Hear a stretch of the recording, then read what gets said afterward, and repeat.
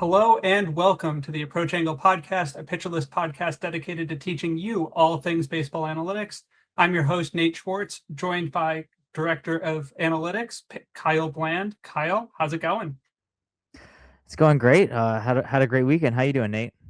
Good. Ready for baseball this week. It came up so quickly after the World Baseball Classic ended, and I'm really excited to have real stats, new things to analyze, to look at, to watch. It felt like half the spring training games this year weren't even on TV, so really excited to just get all of the baseball all at once and really get into it. But today's topic is going to be a bit of a fun one, not necessarily traditional when you're going through your drafts or even analyzing pitchers from a top level. And so for looking at stats that identify underrated or underappreciated pitchers, we come to WHIP. It's often in fantasy a forgotten category at times. Even in just general analysis, you see WHIP all over the place, but with how we like to look at stuff these days, your stuff plus models, even just your ERA, strikeout rates, WHIP can really get lost in the equation. And we really want to go dive deep into talking about how not just it goes hand in hand sometimes with defining good pitcher quality, but also how sometimes pitchers can evade WHIP and also make the most out of what is a good WHIP and how you can use that to really fuel either fantasy success or finding guys who might break out who aren't on the top of lists because they don't throw 100 miles an hour. Yeah, I'm looking forward to it. I think it's something that is always feels like a tacked on category in a lot of fantasy leagues, or like, oh, it's traditionally included, so I guess we'll do it. But it can tell you a lot about a pitcher, and there are a lot of like fun ways to kind of game the system and get like guys who are undervalued by it, or maybe guys who underperform it, but in a way that is understandable, and you can use that to your advantage. Exactly. Yeah, it's definitely one that you throw out, and I think one of the things that really called out to me was at First Pitch Arizona last year. Eric Samolsky did his "What Makes a Top 25 Pitcher" presentation, Yeah, and a that's lot of great. it was calling. It was just, I mean, Eric's awesome, and it was really well done. But one of the things, or one of the players that kept coming up and really kind of shocked the entire room was Merrill Kelly coming up as a top 25 starter. And you look at those 2025 surface level stats, 184 innings of 352 ERA, phenomenal, like across the board in terms of volume, but nothing like, oh, well, that is a star pitcher. But that 111 whip gets you in ways that I don't think you intrinsically think about when you're trying to really understand what a pitcher is and how their stats really are valued. So kind of in terms of how you know, you're chasing it on the fantasy side of things. I know Andrew Abbott has been a really hot topic over the last handful of years, and I think Merrill Kelly is another good example of that. But we really want to get into both WHIP and then two kind of further pitcher list stats that we have that really help explain WHIP and help you hopefully analyze it going forward rather than just looking backward. So we're first here going to go through WHIP, and then we're going to go through ideal contact rate, which we call ICR, and then we'll be going through striker, which is strike rate minus ICR. And we will do that after this break. So yeah, starting with WHIP, everyone knows it. It's on every fantasy platform, as we said, as it can kind of be forgotten as a stat as a whole. But Kyle, could you walk us through, what WHIP actually measures and why it has stuck around for as long as it has? Yeah, I mean the thing about WHIP is it's what it says on the tin. It is walks plus hits over innings pitched. It's as simple as that. There's no more math. There's no like, multiplying or weighting something. It's how many walks did they allow, how many hits did they allow, how many innings did they pitch. And there is, yeah, simplicity in how beautiful it is. Of you get an idea of like it's a proxy for like their workload. That if a guy has a high whip, he's probably kind of laboring through innings more, and you can see that either per start or across a season. That maybe a guy with a high whip isn't someone who's going to be pitching deep into games. Usually, just because that's more a higher whip means you're facing more batters per inning, and more batters means more pitches per inning. And so that means, with kind of modern starter loads that they are, that's going to mean fewer innings pitched. And so it's kind of a great proxy for a lot of different things. It tells you how well they performed. You know, if you're not allowing hits or walks, you're probably doing pretty well as a starter or as a reliever, any pitcher. It tells you, you know, were they getting sometimes were they getting lucky or unlucky? If you know a guy's not allowing a lot of walks, but he has a high whip, well, he's probably getting, you know, hit around. And is that, you know, BABIP related? Is it unfortunate defense behind him? Is it a park thing? Or is the other team scalding the ball? Like, is he allowing a bunch of hard contact? And, you know, we'll get into that later, but, you know, that's an earned kind of hit rate. And so I think there's a lot that goes into it. I think that's kind of why it's stuck around. It can tell you not like objectively and overtly a lot about a pitcher, but it kind of gives you a good idea. I've seen it described as like the heartbeat of a pitcher's stats of like, you know, you see what the end results are, like what an ERA is, what his strikeout rate is, but like how they actually did, how they got through that start is, you know, it's going to be like lower. It's going to be kind of more intrinsic. It's going to be rooted in how they did across the entire start. And I think whip kind of does a good job of that, of it's going to be, you know, it's going to be a relatively stable number across the start, not like ERA, where if you give up like 2 runs in an inning, that could spike your entire ERA. That if you give up 2 hits in an inning, 3 hits, that, you know, that'll stabilize across the whole start a little bit better, because there's probably also going to be a clean inning or two. And so, like, long story long, I think it's a good idea, a good stat that just measures holistically, like what a pitcher's trying to avoid. You know, that obviously runs are the worst thing in the world, but for the most part, how you get to runs is by allowing base runners. You know, small ball is whip that get moving guys across, you know, each base. It's those things are told by that in a way that I think is a little bit, yeah, easier. There's a larger sample of whip events to draw from than for something like ERA. And so I think it does a better job of honestly telling you how a pitcher did. Yeah, and I think it's a good way of kind of describing pitcher, pitchability in a sense, where, it's not going to be that highlight play. It's how a guy got through, 5 or 6 innings. Maybe it was a poor quality start, 6 innings, 3 earned runs. It wasn't flashing anyway, but they put their team in a, as cliche as it is, in a position to win. And that's, those innings accumulate. And when you're looking at fantasy value, especially if you're in a roto league, that matters a lot. I also think in terms of just the pure numbers, it's very easy to do the baseline of any whip, like right around 1 or right under 1 is as good as it gets. That's phenomenal. That's perfect.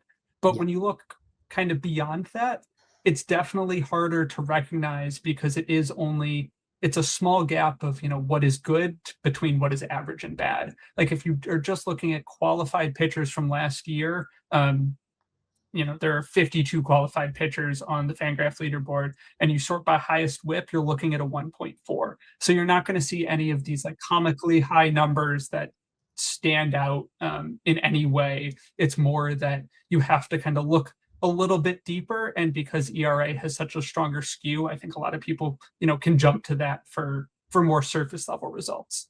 But generally, when I'm looking to break whip down and just get a general idea of, you know, of a pitcher by looking at a single number, I'm really looking at two separate things within whip, walk prevention and hit prevention. And as the stat says, is there a pitcher, is a pitcher who's great at one necessarily automatically good at the other? Or are they more separate skills that maybe get lost in the mesh of this number as a whole? I think they're absolutely separate skills, and that's in terms of like the pitches themselves. Like I think they're, you hear a lot about ground ball pitchers, and they're going to be they allow a lot of balls in play, and they're going to be happy with, maybe they have more singles than you'd think. And so their whip's going to be a little bit higher. I mean, like Logan Webb is like the kind of ideal picture of this, of how is he keep pitching in the mid threes, even though his whip's over, 120. And yeah, it's just because, well, when all of the hits are singles, that's not really going to hurt you as much. And he doesn't walk people. And the the flip side of this is someone that I've really loved analyzing, and he gets a bad rap for, poor command, but it's Blake Snell. That his style of pitching is, I'm not gonna let you get hits. I'm gonna avoid the middle of the plate. I'm gonna nibble. I'm gonna throw everything, all of my like wicked bendy pitches. They're all gonna be right around the fringe of the strike zone. And yeah, my walk rate is going to be high because of it, but I'm just not going to allow hits. And, especially some of those balls, that are outside the strike zone, the further you get from the strike zone, on average, the worse any batted ball is going to be. It's hard to really get a barrel on a ball that's, below, inside, or outside of the strike zone. So even if guys are getting, putting wood on it, it's usually going to be weakly hit, ideally a ground ball. And then if you turn a double play with the guy that you walked, that's off your record. That doesn't matter. That doesn't influence your ERA. So I think kind of on both sides, hit suppression and walk suppression, they can be independent skills. I think guys can kind of control for both of those a little bit more, optimized for that, especially, the cream of the crop. But I think it's important to kind of understand how and why a guy's whip is the way it is, and then you can internally start to contextualize it. Yeah, so kind of as you said, and I think Blake Snell is a great example here.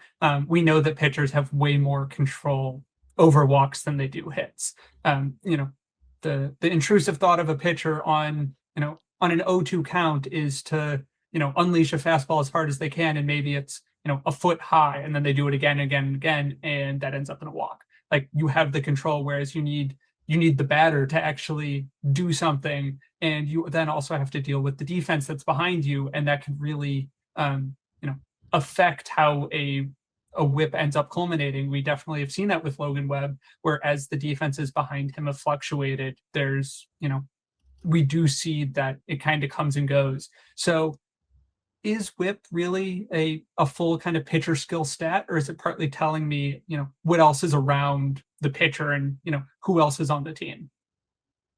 Yeah, I mean, absolutely anything involving balls in play is going to bring in a lot of context that isn't pitcher specific. It's going to be, yeah, who's behind them. It's going to be where are they playing. Coors is going to inflate a lot of BABIPs. T-Mobile is going to deflate a lot of BABIPs, and so that's going to result in different whips. So more hits at Coors, fewer hits at T-Mobile. So, that's something to kind of keep in mind of, wow, it's a bunch of Mariners at the top of the, as the best leaderboard for whip. Well, yeah, because they play in a park that naturally suppresses one of the two components of whip. So I think that's something to keep in mind. But and yeah, you're right that it's also important context understanding. So like the Angels, Jose Soriano, great ground ball pitcher, generally, really good stuff. And I mean that because, he might not have the strikeout rate, but stuff is also the ability to induce weak contact. And he does that well. The problem is that the Angels defense behind him, at least last year, was horrific. It was terrible. They did not turn, batted balls into outs nearly as often as they should. And then that adds up and that grows. And so a bad defense behind you will spike your whip, and a good defense, like if you're, pitching for the Cubs, if you've got Dansby Swanson and Nico Horner just hoovering up those ground balls up the middle, that it's going to really, make your whip look a lot better maybe than it otherwise would have. So these are all contextual things to keep in mind when looking at a whip. Specifically, I mean, all of this is related to the hit aspect of it. I think there are some components, some parks have a small but not negligible effect on walk rates. So I know, at T-Mobile, there's a lot of talk about the batter's box and how the batter's eye, sorry, and how it affects seeing the ball. And some places tend to run just hitters have a higher walk rate or a lower walk rate than they do at other parks. But that is a much smaller component than a hit factor for a park. Um, but I don't think that those are disqualifying in a sense. And I think kind of like it's important to park adjust ERA to understand like, okay, well, runs are scored higher here. But at the end of the day, you need to know kind of, well, what did a pitcher do? And I think whip is a pretty good stat where it's going to tell you a lot of what a pitcher did. It's going to tell you a lot about how they pitched. It's going to have some involvement of where and who they pitched in front of, but for the most part, that's also going to be a factor of the pitcher that the pitcher kind of can control, like we talked about with Blake Snell, that he doesn't want batted balls or he doesn't want batted balls for hits basically, and so that's something that will influence the hit side of his whip versus other guys are less interested or don't care as much about um avoiding those hits, that they're happy to allow the weak ones. And so I'm hesitant. I'm not gonna ever write it off, hit suppression, as like a, "Oh, it's just random. It's, it's all just BABIP, project the regression to the mean," or, "Oh, it's the park factors. So just because he plays here, means one thing versus the other," because pitchers are so immensely talented that they also know how to, pick their spots, to pitch guys inside, outside, to allow batted balls to certain sections of the field. That pitch location affects, pull rates and oppo rates. And so, talking about Logan Webb in San Francisco, well, if they're hitting out to, right field, right center, that's a lot harder to get hits out of, just because, it's got the massive wall going up against McCovey Cove out there. It's got Triples Alley, which will add hits but will subtract homers, and it gives, at least any more outfield grass does allow an outfielder an opportunity to catch the ball. I know the defense in San Francisco isn't quite what you'd like for someone who allows as many balls in play as Logan Webb does, but these are all things to kind of to keep in mind when considering what a pitcher's whip is. I don't think you have to be adjusting all of these things mentally and doing all of this calculus, but it's important to know, like, oh, well, why is this guy so good? Why is it so bad? And how could it change, especially if you're thinking on a start to start basis? If their whip is park adjusted or park influenced, like I talked about with Coors or T-Mobile, okay, well, they're playing on the road. So maybe I shouldn't anticipate, I'll anticipate more hits or fewer hits, or, whatever you may, because they're at a different venue. And so, like, things to keep in mind, but things that shouldn't really objectively change your idea of what a pitcher's whip is or even should be. Yeah, I think it's funny that you say that that whip can be a BABIP luck, and that obviously plays a big factor into it. Well, everything else does, and I think one of the big takeaways here is that whip really is important, but it is very volatile, and it is very results based. I love that you sometimes see a ground ball can be completely flubbed while you're watching the game, and you go to see what is the official score doing. That was not a hit, and 2 run score, and all of a sudden maybe there's more base hits. You run up the hit count, the run count, and it's one of those things that just is very volatile. And my last question for you, Kyle, on whip is there anything that you do, do you see a whip that like might be a mirage and you're like, oh, I don't believe this at all? Do you do anything to look into that? Or is it kind of one of those things where once you see it, you're like, oh, well, that's noise. I'm going to look into some of the other stats, maybe more of the classic, are they getting swings and misses? Are they getting strikeouts kind of thing? Yeah, I mean, I kind of touched on it a little bit, that the biggest influence for what's noise versus skill with whip is going to be the batted ball results. So BABIP is going to kind of be your biggest driver of if it's high or low. And that's going to be because of, are they just throwing meatballs? Are they throwing hittable pitches? Is the defense behind them bad, good? Is the park behind them a pitcher park or a hitter park? All of those things will kind of influence it. I tend to believe that whip walk based whip. So you look at their walk rate. If that's, if their whip is good and their walk rate's good, that tracks. If their whip is bad but their walk rate is good, I'm gonna kind of believe that they're due for some positive regression, just because I internally regress all batted ball results towards the mean.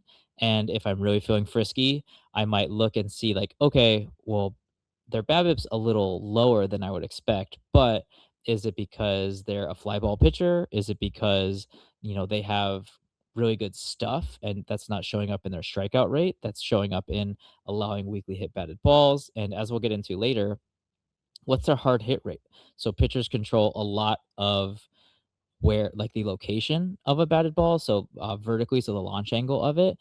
There's less control from the pitcher over exit velocity, because that's a lot driven by the hitter. And so even then you can start to regress a little bit of, like, okay, his batted balls are getting scalded at, if they're at the league extremes for batted ball velocity, guys are hitting it extremely hard or extremely softly. That's kind of a tell too for how is this affecting the batted ball results for whip. So it's not a mirage, but I think that there are a lot of places where you can look to kind of contextualize if a guy is getting lucky or unlucky, or if maybe this is a bit noisier than signal based when you're looking at what their whip looks like. So I now want to transition us into talking about, something about that quality of contact when batters are putting in play, but I'll do that right after this ad break. So after talking about whip a little bit, I want to get into ideal contact rate. So could you give the listeners a little bit of a rundown of what ICR is and where they can find it if they want to look into it on their own? Yeah, so ICR is one of the metrics that we've come up with at Pitcher List, and it's not exactly like a groundbreaking or a custom model or anything like that. Ideal contact rate is basically folding in batted balls that are hard hit and aren't on the ground is the way that I consider it. So it's if you're looking at Baseball Savant, it's going to be barrels, solid contact, and flares and burners. So that's batted ball classifications that are all different launch angle and exit velocity ones. And then kind of an easy shorthand, like I said, is batted balls hit 95 that are at least 0 to 50 degrees of launch angle.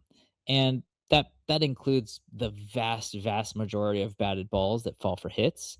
So that's a nice way for us to think of how batted like sorry, a nice way for us to think of, well, how what influence do these hitters have on this batted ball? That anything outside of this at the extremes is probably a really fortuitous event if they're getting lucky, or if a guy has a high ICR but is getting poor results from the hitter side, that he's unlucky. That'll come back around. That his BABIP, his batting average will go up as a result of that. The place to see it is we have it hosted on all of our hitter player pages along with our percentile ranks, which is great for giving you context for what is the average ICR. And so you can kind of see how a guy relates to average. If he's much higher or much lower, that's someone you're gonna really want to keep in mind.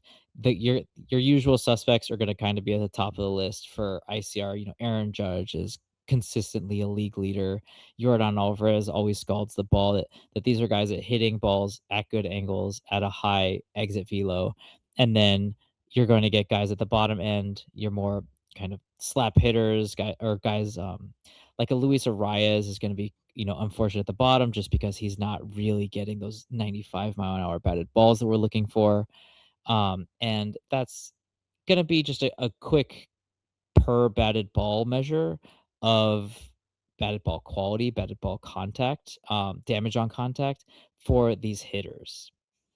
Yeah, I think it's fascinating to me that all three of these buckets of batted balls exist on Baseball Savant as things you can search for, and yet, there's no easy way other than the Pitcher List pages to go in and find it, which is phenomenal, and it is a super helpful resource. But it does kind of, split its usefulness in that, there are maybe other ways to identify who's a who's a great hitter. You're looking at barrel rate or, pull in the air or, some of your exit velocity numbers. And then on the pitching side, we obviously know that batted ball metrics are very volatile. Really, we all know how, homers per nine lays out, or, pitcher barrel rate doesn't really have, significant, smoke to it when you're trying to use it to analyze a pitcher in any way. But this does kind of take us to the further point and the actual stat that I want to talk about today, and that is striker. So striker, or strikes minus ICR, is a statistic that you built that does have some mathematical prowess to it. So do you want to run us down about how you kind of came to find this and what your goal with it was? Yeah, so this is just something brainstorming with Nick. We like obviously him and Alex Fast came out with CSW, and it was a great kind of per pitch track for what a strikeout rate is. How often are they throwing pitches that can result in strikeouts? Therefore, it's a pretty solid proxy for a strikeout rate. It stabilizes a little bit faster because you're drawing from a larger sample because you're looking at every pitch now and not just the ones that end a plate appearance. And so that can kind of give you a little bit more insight into skill because if a guy gets a three strike strikeout, that could be a 100% CSW versus if a guy gets a strikeout after they're fighting for um, a full count or looking at a longer plate appearance that basically if the as long as the last pitch is a strike, a swinging strike or a called strike, that's going to be a strikeout. So it could be only 1 out of 8 pitches. And so that's what I mean by looking at the sample size you're drawing from is with these per pitch measures. So CSW is that, striker is also that. There's a lot broader of a sample to draw from. So you're not kind of throwing out data as much as you are with these results based stats. So like a strikeout rate is, or even like we're talking about now with whip, that those are results based, those are plate appearance based. A hit ends a plate appearance, a walk ends a plate appearance, and those are only tracked on those single pitches, the pitch that allowed the hit or the pitch that allowed the walk, that fourth ball of the plate appearance. So that was the idea behind it. Was he really liked obviously CSW. It's a great stat, kind of one of our founding stats. And we were just discussing ways to contextualize the rest of a pitcher's lines, from a fantasy standpoint, definitely. And so we were looking, we got down to whip. Okay, what is whip? It feels kind of under analyzed compared to ERA. Everyone wants to know how many runs do you allow, how many runs do you prevent. But like we've been talking about, whip is just as big of a component for fantasy. It's if you're playing in categories leagues, especially standard 5x5s, it's just as valuable as ERA is. So we wanted to get something that was a little bit more impactful, that drew from a broader base, like we did with CSW. And then thinking to that and going through what we talked about in the intro, well, what makes up whip? Walks and batted balls. So going through walks, easy, kind of intuitive stat per pitch for limiting walks is just strike rate. If you're throwing lots of strikes, that's not a lot of balls, and that probably translates to not a lot of walks, which tracks. That was the intro for the our striker rate. Our introducing striker, a simple way to look at pitching. That was an article I did on Pitcher List. That was in February 2024. Talks about the importance of strikes, that strike rate by itself correlates very highly with walk rate. It had an R squared of just about 0.6, which is quite impressive for something that doesn't know what the count is that these pitches happened in, that doesn't know the rest of the context for it. It's just looking at, did you throw strikes or not? Great. Yeah, one of the Well, things that oh, go ahead, go ahead. no, you're fine. Let's hear it.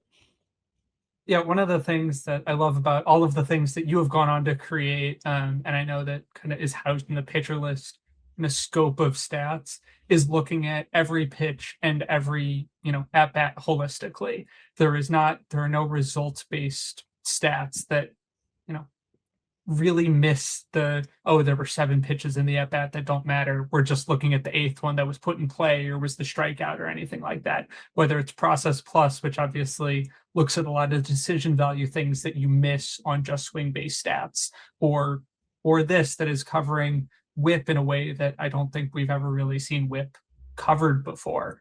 But I really wanted to get into first of all, the formula itself, just on a very quick kind of tangent here. I know it is striker written as strikes minus ICR, but it is not as straightforward as that if anyone wants to calculate it at home. Yeah, so it's strikes minus 2 times ICR. So basically, we're double weighting your barrels, your solid contact, and your flares and burners. And that came around because I was just looking at a simple regression for these two components, strikes and ideal contact rate, and how they related to whip. And what came about was that the ICR was basically twice as impactful as the strike rate was. And so that's just how it came to be. To basically, this is a regression based estimate for whip. And it's not exactly whip, it doesn't translate to it because I wanted to keep it kind of on a scale that is more percentile based. It's more a little bit that you can understand as per pitch. I know doubling it kind of throws that off a little bit, but we'll take a little bit of fudging with the numbers a little bit here to keep it on a nice scale. And because looking at it, doing it this way of strikes minus 2 times ideal contact over pitches total gives you a nice league average that's right around 50%. So a point 0.5. And so I really appreciated that it's very easy to think of point 0.5 as the middle, 50% as the middle of a distribution. And so I also do give a lot of consideration for intuition of scales, especially on novel stats. That it's one thing to explain what a stat is, it's another thing to show people, and here's what the number is. And the easier it is for people to grasp that number quickly, the better I like that stat. And so keeping it at this weighting, at this formulation, allowed for that nice roughly 50% middle line. And so that's kind of it, it all shook out in a way that was very nice, very clean. I go through that a little bit more in the article as well, give you the all the nice coefficients to 5 significant digits because I felt like it. Who cares? It's close enough to 2 that that's what counts. Um, but that was the idea behind why we weighted it that way. And that also kind of makes sense that allowing hard contact seems more bad than throwing a strike is good, kind of on a per pitch level. And so from an intuition standpoint, it also fits there of yeah, like they're bad. Like bad contact is probably something that should be downweighted. And also, if you're thinking about it at an even higher level, batted balls are classified as strikes. It's a strike in play. And so if you think about it as you're double weighting that ideal contact, negating it once gets rid of kind of the strike value, and then negating it a second time now affords you kind of that discount, like okay, we're going to bring that number down from like after you consider the strike, like pull the strike value out of it and now you get a -1 on top of that. So there are a couple of ways of looking at it that all kind of shake out in a nice clean fashion thanks to this double weighting of ideal contact.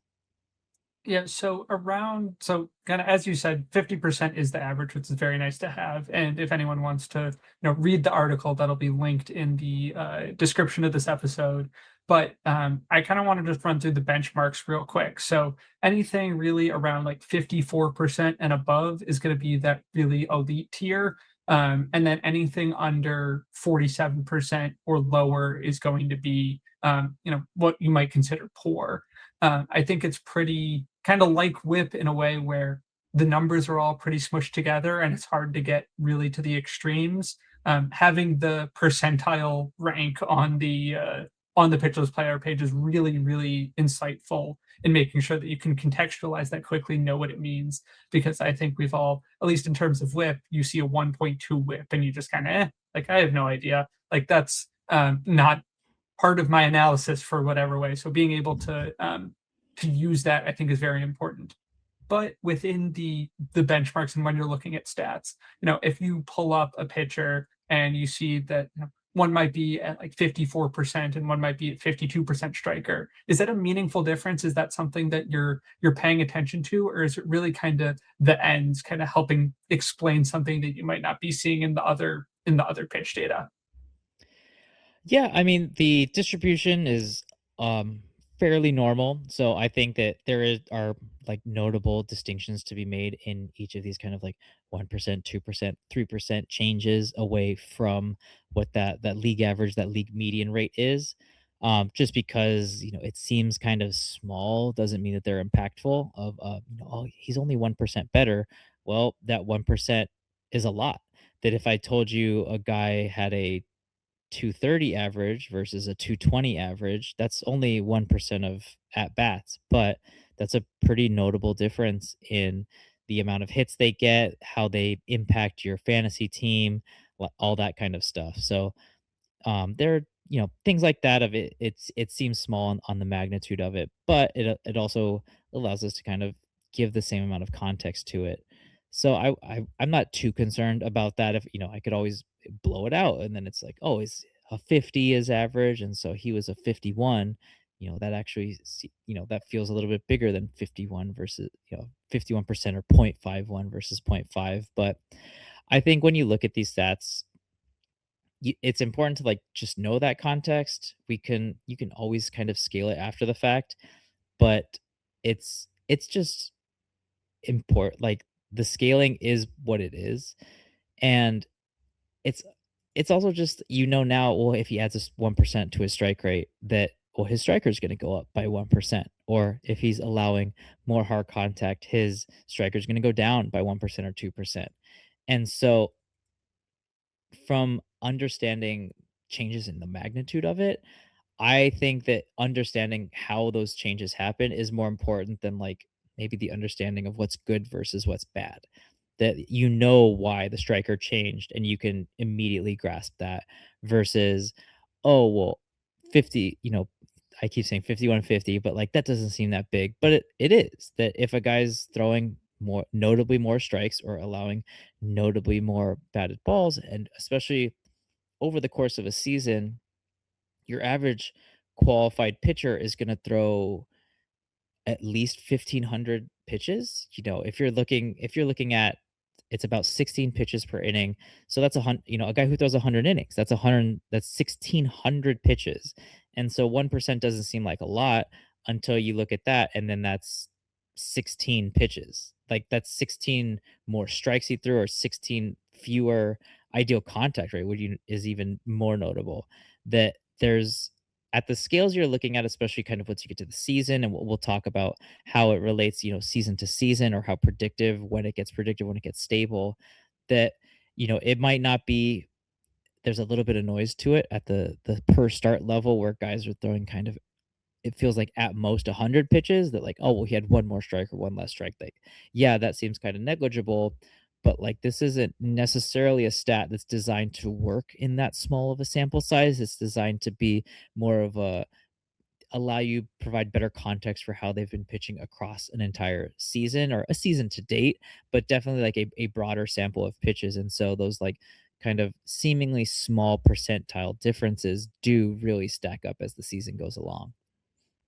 Yeah, so you made a kind of great point there in getting into, how it correlates over the course of a full season. So when you ran this originally, it actually outperformed the all-powerful strikeout minus walk rate when correlating to WHIP, and it even outperformed WHIP in predicting the next year's WHIP. So does that really say anything about how WHIP might be a kind of flawed stat, as we've kind of gone around saying that while talking about its importance? Or is that showing just really how powerful grasping two such core concepts to pitching, throwing strikes and limiting hard contact, that it just has that much utility over a larger sample? Yeah, I think it's that much utility, and we're talking about kind of season long correlations and predictions. So, as much as it outperformed strikeout minus walk rate, it was only a 0.02 difference in R squared. So they were very close. I don't want to be singing all of its praises.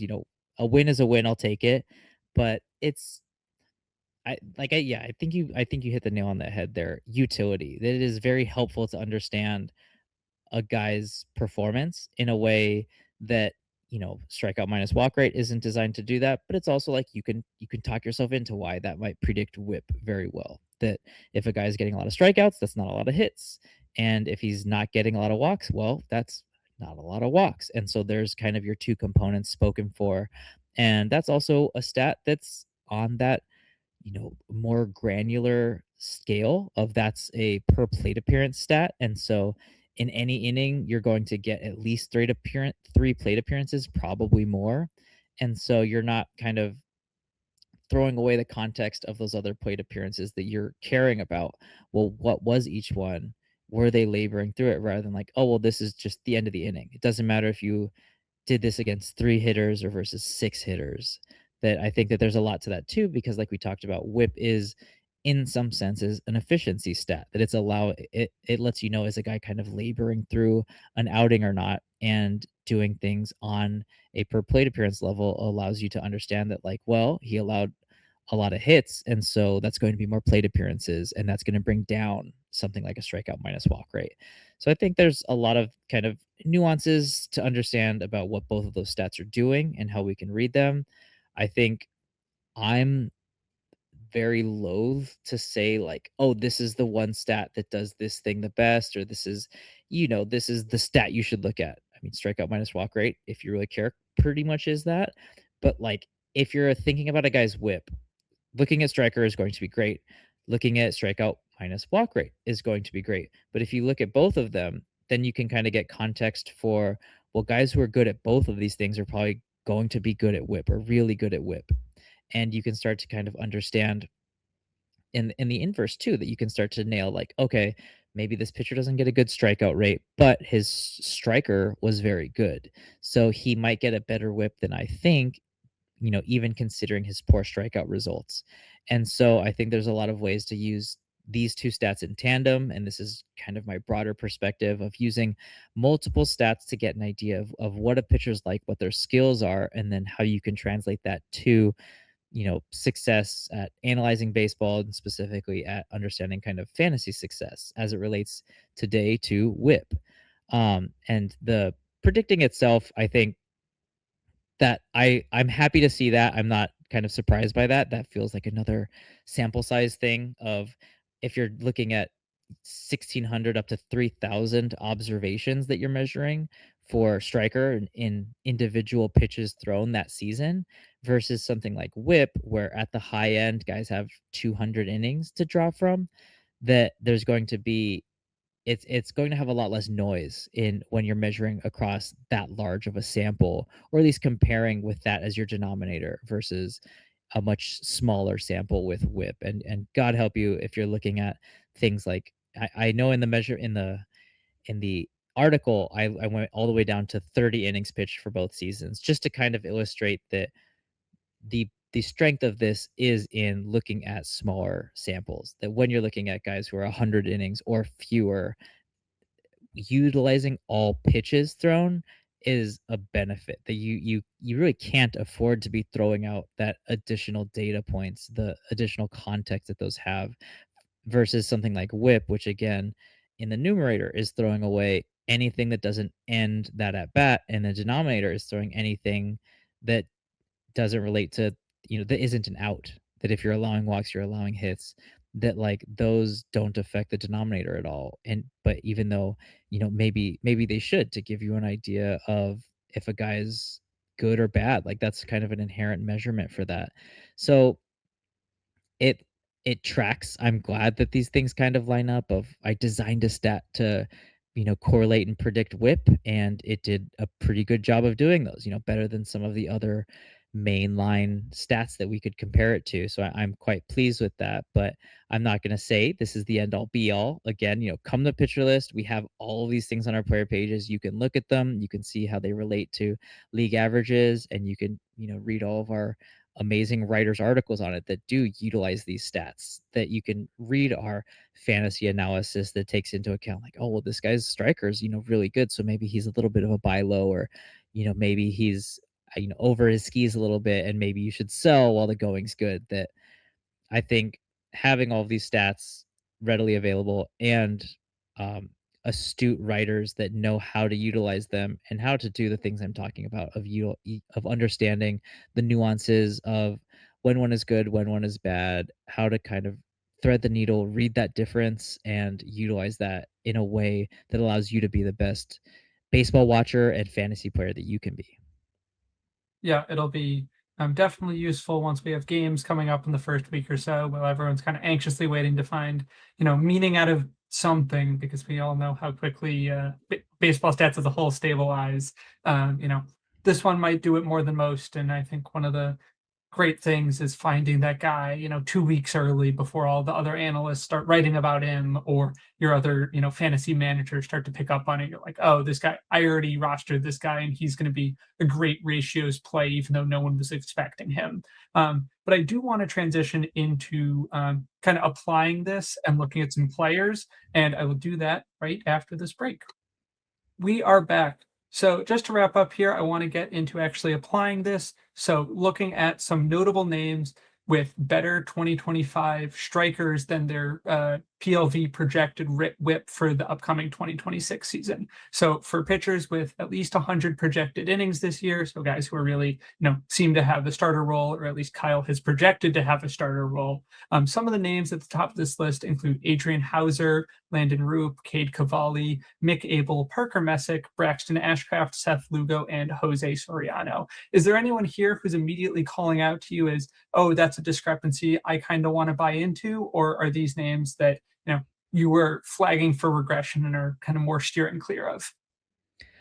I mean, the first one that stands out, I mentioned him a little bit earlier, is Jose Soriano, that I like what he does, and I think he's just been done dirty by the defense behind him.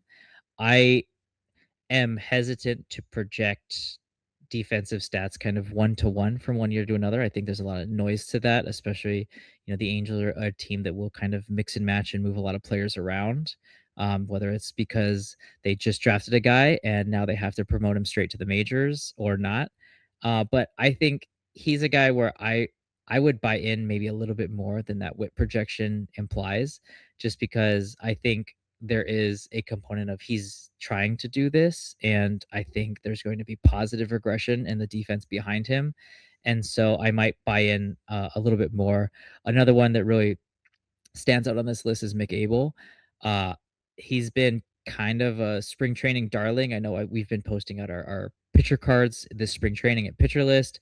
We're really excited to have those, and they'll help you kind of identify guys who have taken maybe some tier shifts in what they're bringing to the table. And Mick Abel seems like one of those guys that he's been doing a lot. That his pitches seem a lot better, like they seem a lot nastier this spring, and so that is going to influence kind of his projected whip there. Something that I'm really excited about is we're kind of looking into striker as part of these player cards, that we want to incorporate that kind of as their location value, their control, basically to give you a better understanding rather than some black box location model, but basically being like, this is their expected striker. How many strikes were they expected to get? And then did we think these pitches were going to allow hard contact? That's a little bit easier to understand, that's a little bit more straightforward. And so that's something too that now that I'm talking about our player cards, that this is a fun change that we're working on implementing, and we should have going early in the season, so you can see how Mick Abel's doing there as well. Yeah, it's one of those things, especially on the pitch cards, where you can see all of the beautiful data, and there are two pitches that completely crater a start from the stats and stuff like that. So really being able to kind of dig deep on the contact suppression side, I think gets into the whole overarching of what is a pitcher's performance on any given day, rather than oh, the stuff was amazing but it didn't work out. And more often than not, that does come to play out in the quality of a pitcher throughout the entire an entire season. But really being able to see the whole, oh well, they did put some pitches in positions to get hit hard, and they were hit hard, and they did suffer for that, rather than sometimes, oh well, the location grades can be a bit of a black box when you're looking at the plots of the actual pitches, and you're like, well, I don't think that was a good location. Or they're like, oh well, that was right down the middle. Why they threw 5 pitches to left-handed hitters? Why is it why are they all down the middle and location grades 8+? So really exciting on incorporating that into the pitch cards. I know I currently in a draft while we record this podcast. I did just auto draft Mick Abel, so I am also very in on him and excited to see what he has this year. Another guy that I'm really excited about this year is Parker Messick. He's another guy. Kind of small sample last year. It obviously went a lot better than it did for Mick Abel, but Messick had a really strong spring, seemed to solidify and earn that 5th rotation spot. And he's one of these swatch guys. So as our lovely fearless leader, Nick Pollock, likes to call him, it's a southpaw with a tight changeup. And Parker Messick absolutely embodies what that looks like. The fastball's fine, nothing special, but he's got this really great changeup that allows him to neutralize right-handed hitters pretty well. And he seems like a guy, especially in Cleveland, that he's going to suppress a lot of contact. He's going to be a contributor, be able to go pretty deep into games, and I'm excited to see what he has. Now moving over to some of the notable names with a worse 2025 striker than projected whip. And I do just want to call out here that these differences were calculated by finding the percentile amongst both striker and whip and then playing off those differences just to see kind of amongst the entire sample what those differences look like. So I'm going to run through these names. You might notice a bit of a theme here as I start to go through them, but they will start at the bottom with Tyler Glasnow, Michael King, Spencer Strider, Zach Eflin, Max Meyer, Bubba Chandler, Sonny Gray, Goerge Kirby, Kyle Bradish, Noah Cameron, Nick Pivetta, and Cade Horton. Is there anyone on this list, which is a seemingly good list of pretty good pitchers, anyone that you're fading here because of some things you might be they might be regressing to? Not fading, but just trying to like understand of like, so Goerge Kirby is an interesting one because you think anything involving strike rate or avoiding walks, and Goerge Kirby should be really good at it. And he's kind of middle of the pack here, but the whip is grades out really well. Well, and it's because he had just a absolutely horrific worst of his career 5.5% walk rate. That was almost double what it was in 2024, which is, testament to the command artist that Kirby is. But I think that's something that, these projections are going to take a broader sample of like what their career looks like. And so it's not quite, it's going to believe that who Kirby was in 2024, 2023, 2025, of course, is more indicative than maybe just what happened last year. And sure enough, it looks like his strike throwing took a dip below his usual norm. But I think that that's something that's going to rebound. Someone that if I'm fading them a little bit, it's going to be Spencer Strider. That's not exactly for the reasons we've been talking about in the rest of this podcast, but I think he's somebody that I think even on his best days would allow a lot of hard contact, and that didn't matter quite as much when he's striking out the world, when he's throwing his fastball by everybody and they can't hit it, when they're just flailing at that slider. But now that we've seen a little bit of a regression in his stuff, that he's throwing a little bit slower now, not as much pop on that fastball, that, even in his Cy Young days, he got hit really hard, that he would have an ERA that always felt higher than you'd expect, and he'd allow more hits than you'd expect a guy with his just outrageous strikeout rates to believe. And now we're starting to see maybe, well, if the strikeout rates are going to fall apart because he's not throwing his fast, he was already getting hit hard. And so that's not a recipe for success, is already hit hard and now your strikeout rate's worse. So that's a player I'm fading that, he's always had solid enough control. I'm going to be, from a fantasy perspective, I'm going to be happy to see him bounce back on someone else's roster because I'm skeptical of it happening this year. Yeah, I also fading Strider. I just, his threshold for success was so thin with how good the fastball velocity was, and we already kind of started to see what that drop off looked like when he wasn't, even at 100, when it became 97 right before he got injured.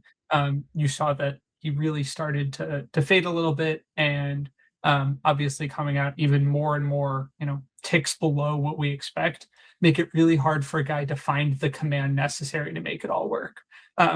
Another guy I wanted to kind of fade here, and I was really surprised by as I really started to research him, is Michael King. He's the second lowest on this list in terms of striker compared to whip. But one of the things that I noticed with him is that his ERA was a lot better than all of the estimators suggest. And you look at the pitch plots and how he used the pitches that he used to both get weak contact and miss bats, and it wasn't nearly as good as it had been in years past. And he was banged up for a lot of last year, and hopefully comes back healthy. But we haven't fully seen that. And while you're hoping that that is something that can snap into place once the season starts, I'm a little worried that we're not going to see the peaks that we originally saw with Michael King last year. I think he was getting drafted as like a top 15, top 20 starting pitcher, and you really saw him as this kind of complete guy who had capabilities to pitch to weak contact, to miss a bunch of bats. He had run a near 30% strikeout rate in 2023, and then backed it up in 24 with a 28% strikeout rate in his first year in San Diego. But I'm just really not sure if he has really what it takes to bounce back in an exciting way. I think the ERA might find a way to survive. It looks like the San Diego defense should be pretty good, but he's someone that I was ready to be all in on, but now I've really only been kind of drafting him really at cost, if even. Yeah, there's maybe a couple canaries in the coal mine with King. This second year in San Diego, his zone rate it regressed a little bit. So it was 45% in 2024, 44.5 in 2025. So, pretty similar, but there was a substantial, almost 3% drop in his strike rate. So that shows me that his control is similar, that he's zoning the ball the same, but the problem is there was a 3% drop in his chase rate, so guys just weren't swinging as much out of the zone. And then probably correlating pretty well with that is there was a 3.5% drop in his whiff rate from 29.3 down to 25.8. And so that's pretty worrisome as far as a guy who's never been a good control guy, that he's always run kind of a below average zone rate. And the hope with that is that you're inducing a lot of poor swings out of the zone, because that'll get you a lot of almost free whiffs. And if he's not doing that, then you start to really have to lean on, well, don't get hit hard, or hopefully my defense behind me can pick up these ground balls. And like you said, San Diego, that's any defense with Manny Machado is always going to look pretty good on any sort of leaderboard, but they're going to have to do a little bit more if he can't get those those chase whiffs that he was getting before. Yeah, absolutely kind of agreed on that front. The only other name here that I wanted to flag as, I'm actually kind of in on, despite being on this list, is Cade Horton. I think he does a lot of things really, really well. One of the things I want to look at for an article in the first couple of weeks of the year is that kind of cut fastball, that high vert cutter that Cade Horton has, and has a really good one at that. And I know the Cubs kind of have as a whole, as well as the Brewers. And I think it's really a pitch niche that isn't fully discovered by a lot of the league. And I think that's a very, I like to see when organizations zig when the rest of the league is zagging. But I think he is one that, I'm not necessarily holding this one back on. He lets a lot of balls get in play, but he also has a very distinct approach to both left-handed and right-handed hitters, where I'm not too worried about it. Yeah, you love to see it across the board.